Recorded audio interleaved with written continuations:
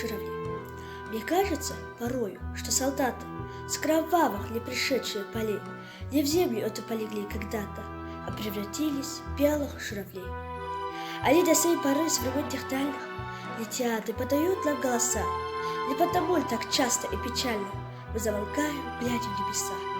Сегодня перед вечерною порою я вижу, как в тумане журавли летят своим определенным строем, как по полям людьми они брели.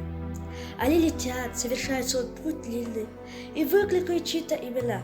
Не потому ли с кличем журавлиным от века речь аварская сходна?